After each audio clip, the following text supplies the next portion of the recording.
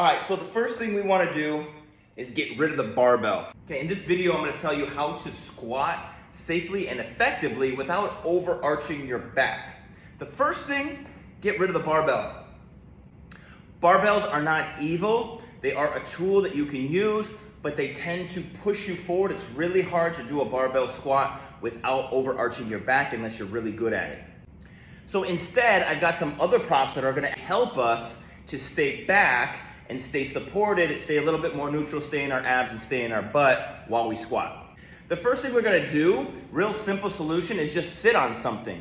So giving us a target will help us to feel safe to just sit instead of using our back and our neck to hold us away from the floor. If we don't know where we're going down and we don't feel like we can control that squat, then our bodies are gonna hold us up off the floor, and it's gonna tend to push us forward, hold us in our back, and hold us in our neck. So using something to sit on is a real quick, easy tool to get yourself comfortable without arching your back. The next thing would be wedges. So something you put under your heels to elevate your heels so that it's easier for you to stay upright without using your back so much. So wedges go on the floor. Heels are elevated slightly. You can use anything you want really at this point. And then it's just a little bit easier for me to stay upright because I don't have to move in the sagittal plane quite as much. This is also very helpful if you have stiff ankles and your ankles don't move very well. But at the end of the day, it's really just easier to manage your upright torso without feeling like you have to hold yourself up with your back so much. The next trick would be just offsetting your load, putting some weight in front of you so that you can stay back. So if I hold a kettlebell in front of me, it counterbalances me and allows me to go straight up and down as long as I'm holding it out in front of me and I'm not letting the bell pull me forward. So it's just a counterbalance to make it easier to stay upright. This is also a really good one to use to start to feel your abs and your butt supporting the position and supporting this weight in the front so that when you go down, you have your butt and your abs ready to actually work in the squat. Another way to tackle this offsetting balance would be to find something lighter and hold it out in front of you a little bit further.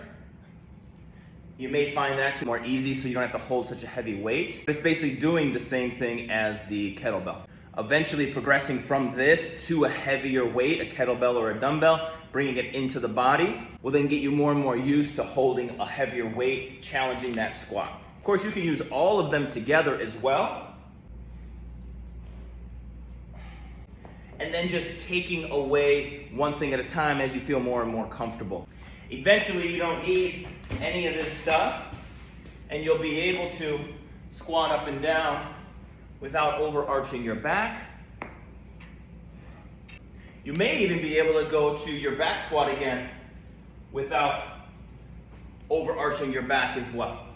I'm Coach Ryan, and I hope this helps you squat better by taking the stress out of your neck and your back and your hip flexors and your knees and putting it where it should be in your abdominals, your butt, your quads, your hamstrings, so that you can get stronger, have a higher performance ceiling, and not have to deal with a lot of persistent irritation and pain in your back or your hips. Remember to like, share, and follow my posts if you've enjoyed this content. We'll see you soon.